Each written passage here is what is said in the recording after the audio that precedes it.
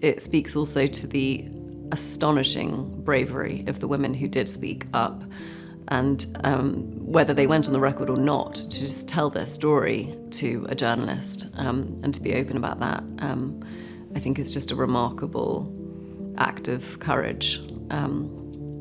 And as we've seen, which the film doesn't go into, but the butterfly effect of all of those acts of bravery continue to affect and change, our society today. I think it adds richness to the story to see what what they have at home to contend with and what they come to work with.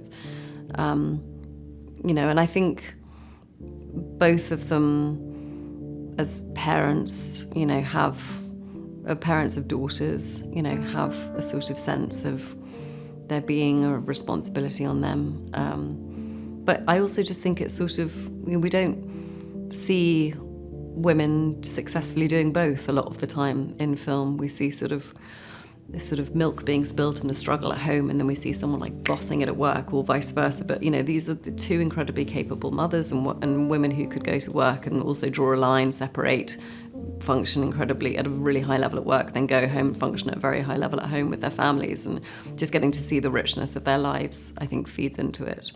And to see their home lives, these two wonderful, supportive husbands who had their backs and were rooting for them and able to support them through the whole thing. And they felt that was really important to see as well. The lengths that these women go to be able to tell the truth and to tell it with complete confidence, and to know that every letter, and you see really like every letter being studied of what they write to ensure that everything is bulletproof. I think that really matters, and the individuals who speak truth to power can change things. These are not just, it's not just about, the journalists, it's about all of these individuals who, from the editors to the survivors to the witnesses, that all of these people came together. There was collective action, and they spoke truth to power, and everything changed.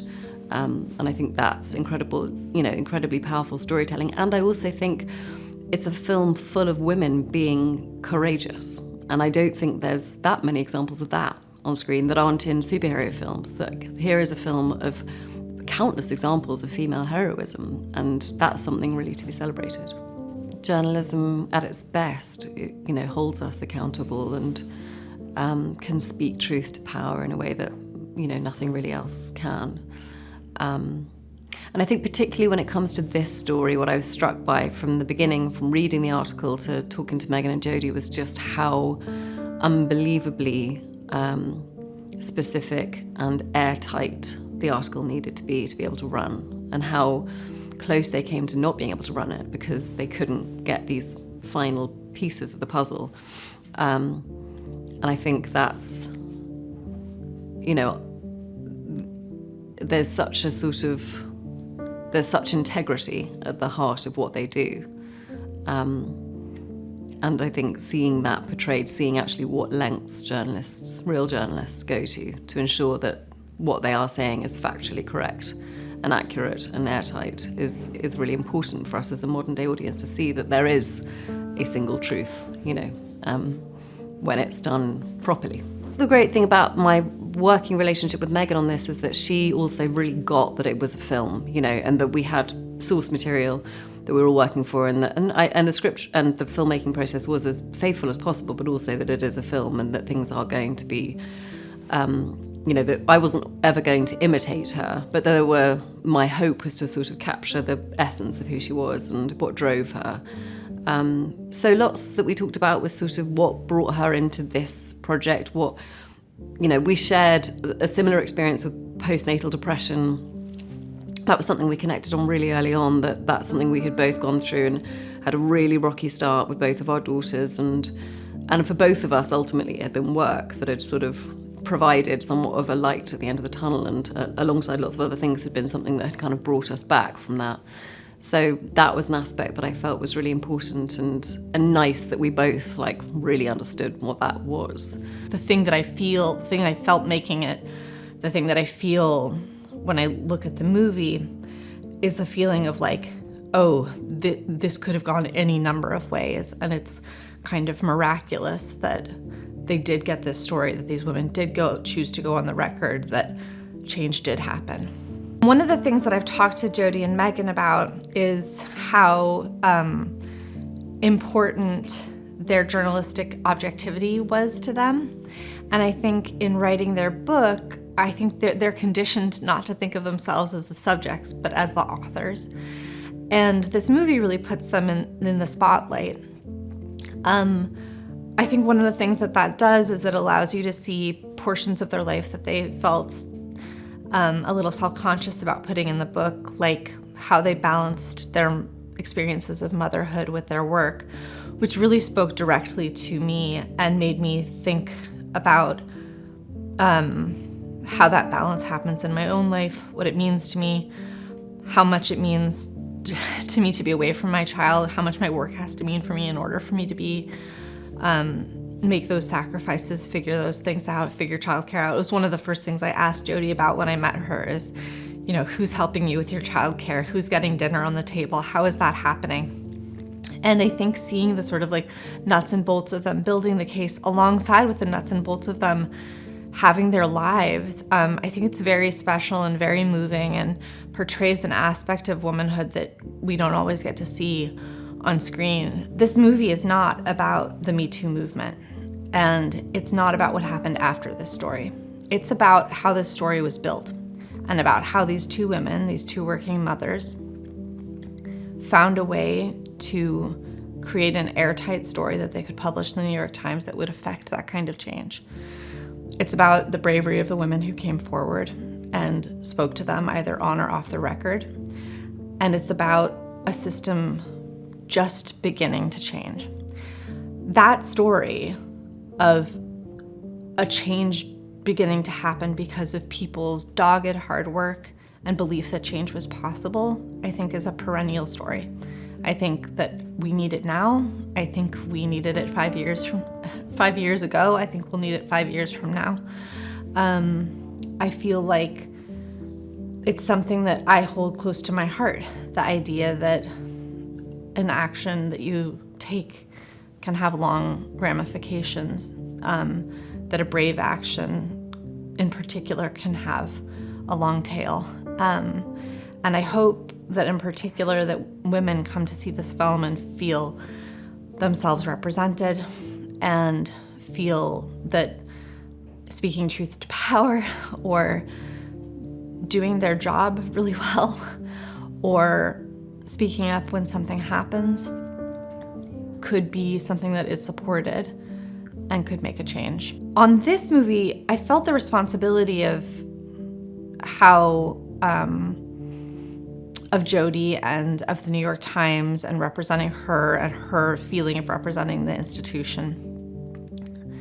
But even more than that, really, I felt the responsibility of telling these women's stories that had come forward, that had spoken with Jodi and Megan, either on or off the record.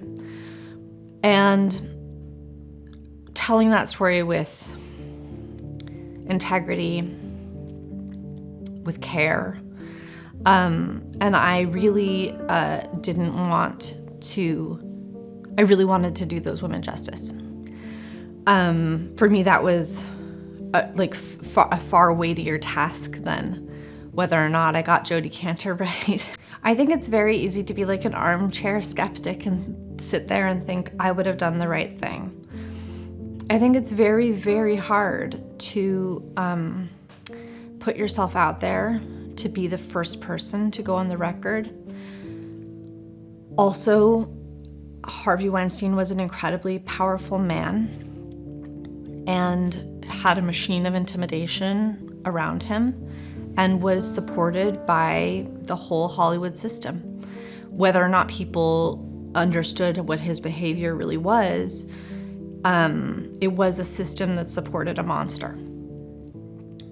And because of that, I think it's very hard to stand up against a whole system. What was the case you could make that would perhaps motivate somebody to actually go on the record?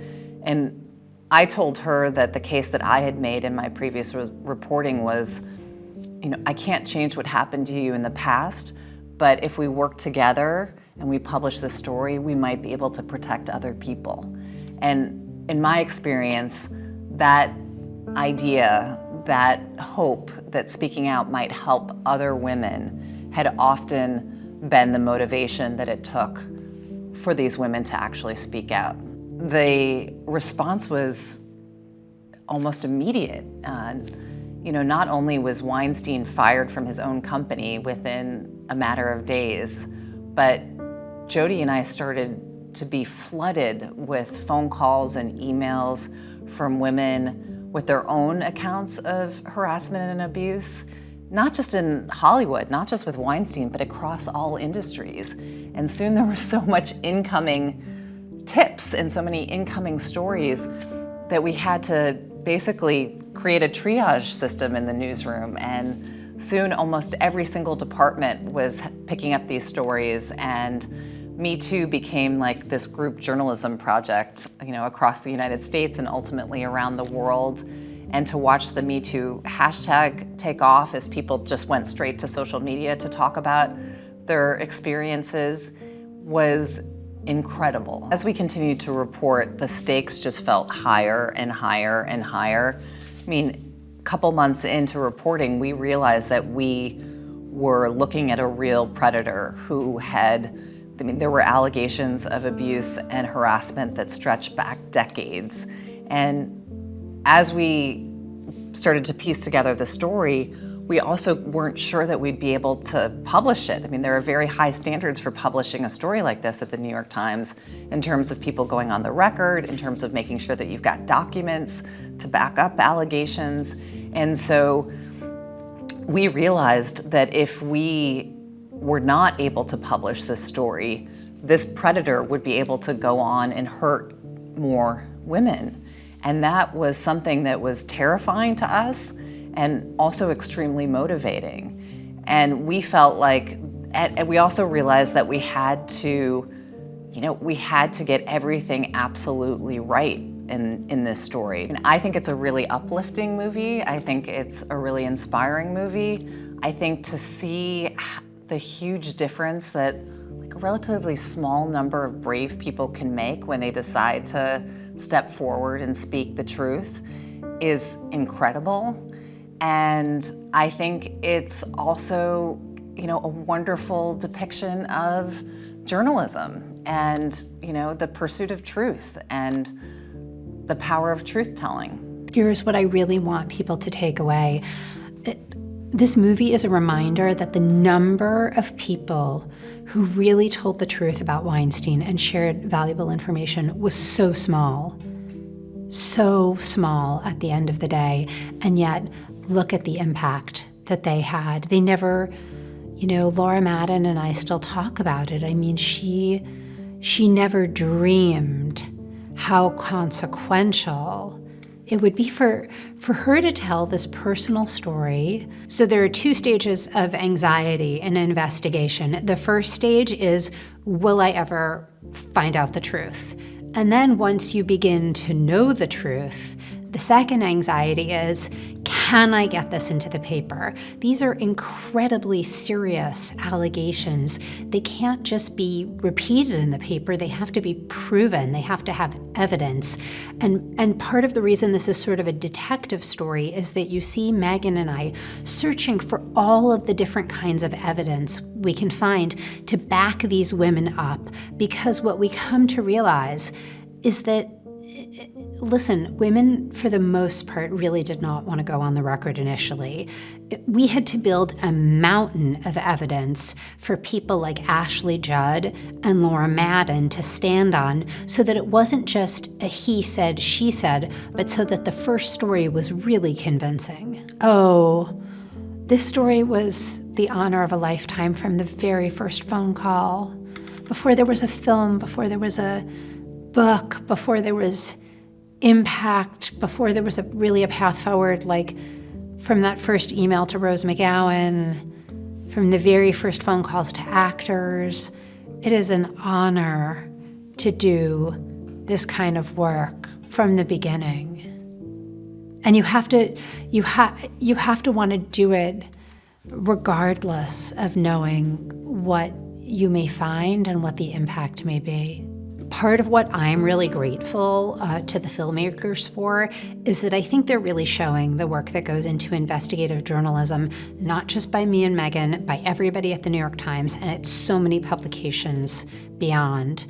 You know, one of the reasons we didn't make this film, but one of the reasons we feel a kind of responsibility about it, there are depictions out there in which journalists are portrayed as unscrupulous or cynical, and we wanted people to see the kind of earnestness and hard work that we really do try to put into these inquiries. And that's not just from us, that is from so many colleagues around the world. A film can concentrate on the spaces between the words, that there's maybe silence between the words, that there's maybe doubt, that there are feelings, that there's joy. You know, the movie comes in and lifts it from the pure factual information of the book. It almost goes into creating something again, and what we wanted to create was obviously the experiences of Megan and Jodie going on to this journey and teaming up and what it meant for them. And while the witnesses and the survivors, you know, entrusted them with telling their stories, Megan and Jodie now entrusted us, the filmmakers, to also include the other side of their lives into the movie, the private side, the personal side, which is completely left out in the book, which is, you know, what did it mean for them as working mothers investigating a story like that? Didi offered me a story which was the story about how this story went public. And this is, of course, the most interesting thing, because we knew it all from the moment on it went out. But what we don't know, and what we did not know, is who were these people? Who are Megan Thuy, Jodie Cantor? What did this whole investigation start? What were the problems they encountered? And what did it take for them to get to the point to push at the very end the button and publish it? I read it breathlessly, like a thriller. And even though I knew they will get to the point that they will be able to publish, it was a page turner, and I couldn't stop reading. It was not only about, you know, all the twists and turns and setbacks of the investigation.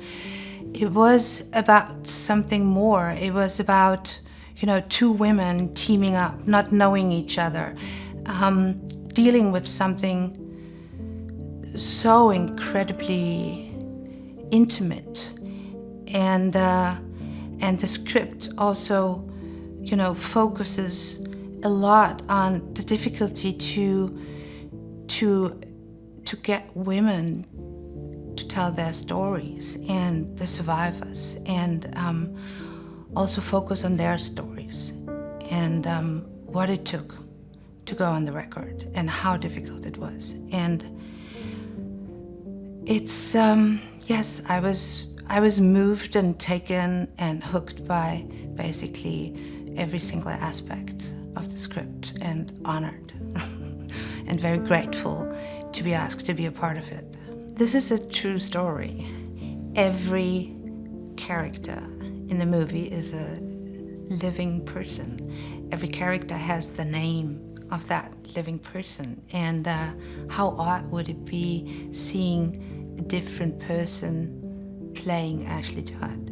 Ashley Judd is one of the most famous, renowned Hollywood actresses. And I think it's also a wonderful aspect of this film that with her appearance, while other characters are played by actors, it's almost like tearing down the fourth wall in a theater. It's almost like a hybridity. This is not only a reenacted feature film. Here is a piece of realness, a face, a person who portrays herself. That is something very unique and wonderful. And I was so amazed by Ashley Judd, how she, had obviously processed what had happened to her inner calmness, her decisiveness to do that. A moment I specifically love is when Megan and Lenny Davis sit in the empty cantina after this intense dialogue, and she just received this crucial information that Harvey Weinstein at least, paid out 8 to 12 women. And instead of feeling triumph or, wanting to leave and share this with Jodi, we have these two people looking out the window, looking onto the world, and there's some kind of mutual sadness. There are these almost tired opponents realizing we are both in the same world. We are living in the same world. This kind of, other layer, this human layer. I was so happy about how they played this scene. This is a crucial moment for me because I think this is what makes us human. They're just excellent humans, really, truly. I think they're at the top of their craft. And then just kind of, I don't know, cosmically something. They're also such good friends in real life. It was kind of like getting a team at once, And even though Jodi and Megan didn't know each other before they started this investigation, I feel like the friendship between Carrie and Zoe just created such a wider berth and longer runway in which for them to play because they trusted each other so much. So they had a fluency with each other that I'd never had that before in a movie. It was really beautiful to be around. Well, Jodi and Megan made a very deliberate choice to not put themselves in the book, and I wanted to put them in the movie. So in that they're not telling it, it's now someone else telling it, there was this sort of open column to fill that in, and I didn't think we'd ever seen that. They were both mothers of very young children, and Megan had struggled with postpartum and was really desperate to go back to work. I wanted to show that as well, and also the absence of glamour. You work really hard, you work late at night, you eat shitty takeout, you get in a cab or a subway, usually. You go back to your apartments in Brooklyn, you get up, you do it all over again. It's arduous. It's genuinely sort of Olympian level effort and work, especially in today's day and age where I think so much journalism is under fire and we're seeing the repercussions of it. It is so hard to get a story published in which someone is accused of something. It's really, really difficult. And Jodi and Megan were super forthcoming about how hard it was. That also felt really dramatic to me. It's dramatic for obvious sort of timeline reasons, and I'm building to an eventual publication. I think it's also dramatic emotionally because I don't know that people are computing that when you're an investigative journalist and you have a ton of witness accounts and a lot of stories and you're carrying all of them, you may just have to carry them. They may not ever be able to leave your person. And in this case, I think that would have been really harrowing. And I think Jodi and Megan were legitimately afraid of that. Like, what do you do if you know all these stories and you don't have enough to put it on the public record? This is not just a story that lives in the realm of journalism. This is a story that is not just a story that even lives in the realm of Hollywood. It's a story about culture and what are norms and what is considered acceptable, and how what is considered acceptable in one time, the light of truth can be shown on that, and that can be looked at through a moral, ethical, epistemological lens, and that can actually change culture. I do think the film wants to venerate the truth at a time where even the concept that there is a truth that is identifiable and able to be presented as fact, that is certainly an appeal. And also the courage of people, and how the courage of people, sometimes from the most unlikely sources, does have an effect and can actually change the course of history and set in motion dynamics and conversations that can change, the culture itself and how we think about our responsibilities to one another. I think Maria brought a kind of a lack of fuss, a way to be very dialed into the emotions of the situation. It's kind of, I feel like not every scene had the responsibility of doing more than it was supposed to, but somehow in the tapestry that she constructed, it all culminates in something that's very rousing and very gripping. And I think that she made some choices that were counterintuitive, not just in terms of embracing the structure and the way that the real life elements figure in, but also staying away from, I think, having too heavy of a hand. Like, trust in the story, trust that the story has its own innate power, and let the story tell itself and unfold in a way.